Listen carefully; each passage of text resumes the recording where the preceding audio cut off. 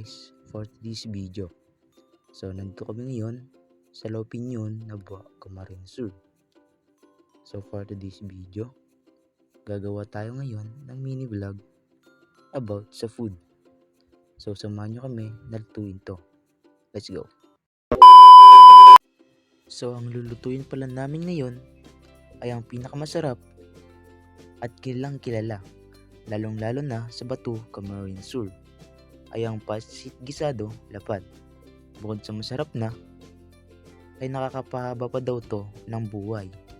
So first step ay nanda na muna namin ang mga ingredients na need sa lulutuin. So yun, ginagayak na pala nila Arroyo, Sanchez at Murillo yung mga ingredients.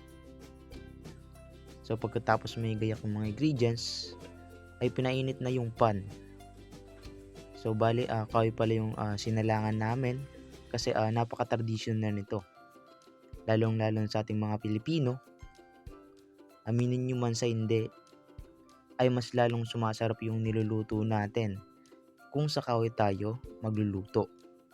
So naglagay na muna kami dyan ng mantika at pinainit bago namin sinalang yung kikiam. Then dito ay ginayak na namin yung mga sangkap. Sheesh! Talaga naman! So dito ay nangunan pala namin yung kikiam. Then pagkaangon namin ng kikiam ay sinunod na yung onion at garlic.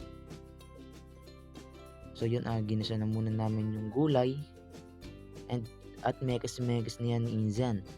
Zarap na yan, Inzan! Sheesh! Talaga naman!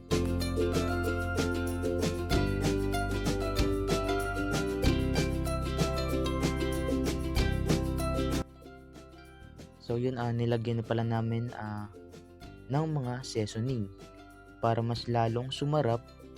Then mekis-mekis ulit. Then inango yung gulay at nagpakulo na kami dyan ng tubig at sinabay namin yung toyo para mga babae tinotoyo at inintay na lang namin na kumulo at pagkakulo ay sinalang na namin yung pansit lapad. Sheesh! Grabiness! Sarap talaga yan, Inzan. Then mekis-mekis ulit yan, Inzan.